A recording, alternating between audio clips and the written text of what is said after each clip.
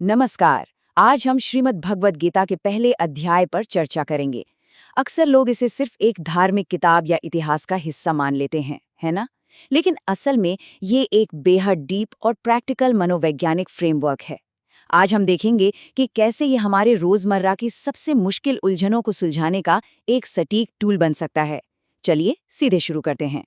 कहानी की शुरुआत होती है राजा धृतराष्ट्र के एक बहुत ही मशहूर सवाल से, जहां वो कुरुक्षेत्र के मैदान का हाल पूछते हैं।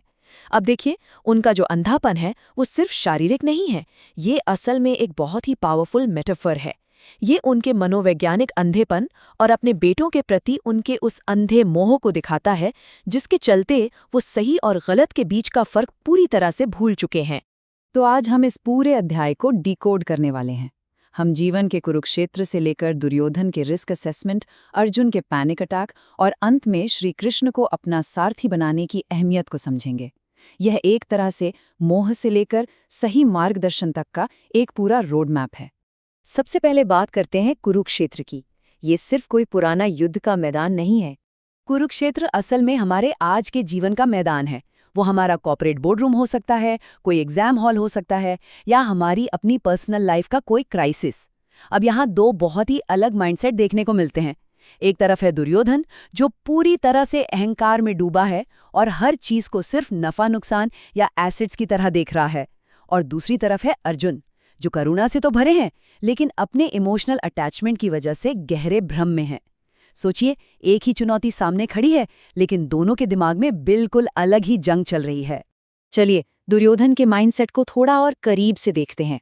उसका खतरे को आंकने का जो तरीका है ना, वो बड़ा दिलचस्प है। युद्ध शुरू होने से ठीक पहले दुर्योधन बिल्कुल आज की किसी टॉप कॉर्पोरेट एग्जीक्यूटिव की तरह बिहेव करता है। वो बकायदा एक स्वॉट एनालिसिस कर रहा है। वो सामने वाली सेना की स्ट्रैटेजी देखता है, उनके मेन कमांडर्स की लिस्ट बनाता है और फिर अपनी खुद की संपत्तियों का हिसाब लगाता है। उसके लिए उसके योद्धा सिर्फ उसकी एसेट्स हैं। वो तुरंत ऑर्डर देता है कि उनके सबसे कीमती MVP यानी भीष्म पितामह को हर कीमत पर सुरक्षित रखा जाए। लेकिन ये जो उसकी ओवर प्लानिंग है ना, ये असल में उसकी एक बहुत गहरी असुरक्षा, एक इनसिक्योरिटी को छुपाने की कोशिश है। पर उसकी इस पूरी कैलकुलेशन में एक बहुत बड़ी गड़बड़ है। दुर्योधन ने ये मान लिया है कि उसके पास बड़ी सेना है तो उसकी जीत पक्की है। ये एक ऐसा घातक अहंकार है जिसने उसे सच्चाई देखने से बिल्कुल अंधा कर दिया है। और हम सब जानते हैं कि किसी भी लड़ाई में, चाहे वो जिंदगी की ही क्यों ना हो, ओवर कॉन्फिडेंस हमेशा हार की तरफ पहला कदम होता है। अब दूसरी तरफ चलते हैं अर्जुन के पास, जो अपने समय के सबसे महान योद्धा हैं। इतने बड़े महारथी होने के बावजूद अर्जुन इस वक्त पूरी तरह से टूट चुके हैं। जरा उनकी शारीरिक स्थिति पर गौर कीजिए। उनके हाथ पैर भारी हो रहे हैं, मुंह सूख रहा है, शरीर बुरी तरह कांप रहा है और उनका वो विश्व प्रसिद्ध गांडीव धनुष उनके हाथों से फिसल रहा है। अगर आप इसे आज के मेडिकल या मनोवैज्ञानिक नजरिए से देखें तो ये क्या है? ये एक फुल ब्लोन पैनिक अटैक है, एक भयंकर बर्नआउट। जब हमारी मॉरल दुविधाएं हमारी जन्मजात क्षमता पर हावी हो जाती हैं तो हमारा शरीर बिल्कुल ऐसे ही रिएक्ट करता है। और इस पूरे पैनिक अटैक के पीछे वजह क्या है? सिर्फ एक सीधा सा सवाल कि अपनों से कैसे लड़ें। अर्जुन अचानक इस कड़वी सच्चाई से टकराते हैं कि सामने जो दुश्मन खड़े हैं वो कोई अजनबी नहीं है। वो उनके अपने पूजनीय गुरु हैं, उनके परिवार के सदस्य हैं, उनके बचपन के साथी हैं। और यहीं से जन्म लेता है वो सबसे बड़ा नैतिक संकट, मोह वर्सेस ड्यूटी का। एक तरफ तो उन्हें अपना धर्म, अपना फर्ज निभाना है, और दूसरी तरफ अपनों का ऐसा मोह है जिसने उन्हें पूरी तरह पंगु बना दिया है। इस घबराहट में अर्जुन युद्ध से भागने के लिए तमाम तरह के लॉजिक देने लगते हैं। वो तर्क देते हैं कि परिवार को मारना महापाप है।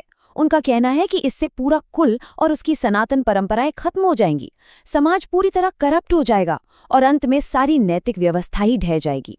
ये बातें सिर्फ उनका डर नहीं है, बल्कि ये अर्जुन की उस गहरी चिंता को दिखाती हैं कि जिस समाज को वो बचाना चाहते हैं, कहीं ये युद्ध उसी को खत्म न कर दे। उनकी निराशा इस हद तक पहुंच जाती है कि वो यहाँ तक कह देते हैं कि अगर धृतराष्ट्र के बेटे उन्हें खाली हाथ और बिना लड़े ही मैदान में मार दें तो वो भी उन्हें मंजूर होगा। सोचिए, वो जीत हासिल करने के बजाय पूरी तरह से निहत्थे होकर मरना पसंद कर रहे हैं, क्योंकि वो अपनों को नहीं खोना चाहते। ये मोह का एकदम चरम बिंदु है। जब मन में इतनी भयानक उथल-पुथल मची हो, तब किसी भी इंसान को एक बहुत ही मजबूत मार्गदर्शक, एक गाइड की जरूरत होती है। और यही एंट्री होती है उस परम मार्गदर्शक की, जो अर्जुन के रथ के सारथी बने हैं, श्री कृष्ण। इस पूरी अफरा तफरी के बीच अर्जुन श्री कृष्ण को एक बहुत ही खास नाम से पुकारते हैं, अच्युत। अब अच्युत का मतलब क्या है? इसका अर्थ है वो जो अटल है, अचूक है, जो कभी अपने स्थान से नहीं डगमगाता। अर्जुन जानबूझकर इस नाम का इस्तेमाल करते हैं। क्यों? क्योंकि जब उनका खुद का माइंडसेट पूरी तरह से हिल चुका है, टूट रहा है, तब उन्हें एक ऐसे ही स्थिर और अचूक सहारे की सख्त जरूरत है जो उन्हें इस दलदल में गिरने से बचा सके। यहाँ सबसे बड़ी सीख ये है कि हमें सच्ची क्लैरिटी तब मिलती है जब हम अपने छोटे इमोशनल अटैचमेंट से बाहर आते हैं। अर्जुन की मेन प्रॉब्लम यही है कि उनका नजरिया सिर्फ मैं और मेरे लोग में उलझ कर रह गया है। सही मार्गदर्शन का मतलब ही यही है कि आप इस लिमिटेड सोच से जूम आउट करें और अपने जीवन और अपने कर्तव्यों को एक बहुत ही ब्रॉड, बड़े परिप्रेक्ष्य में देखें।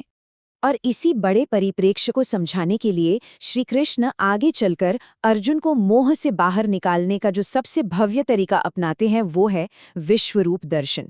ये एक ऐसी अनंत, कॉस्मिक और ब्रह्मांडीय सच्चाई का विजन है जो इंसानी मोह माया से बहुत ऊपर है। जब हम उस असीमित और विशाल स्वरूप के सामने समर्पण करते हैं तो हमारे ये छोटे मोटे डर और सांसारिक बंधन उस अनंत ज्ञान के सामने एकदम फीके और छोटे पड़ जाते हैं। तो आज के इस विश्लेषण को खत्म करने से पहले एक सवाल हम सभी को खुद से पूछना चाहिए। जब हम अपने जीवन के सबसे मुश्किल कुरुक्षेत्र में खड़े होते हैं, जब चारों तरफ से परेशानियां और दुविधाएं हमें घेर लेती हैं, तो हमारे उस रथ का सारथी कौन होता है?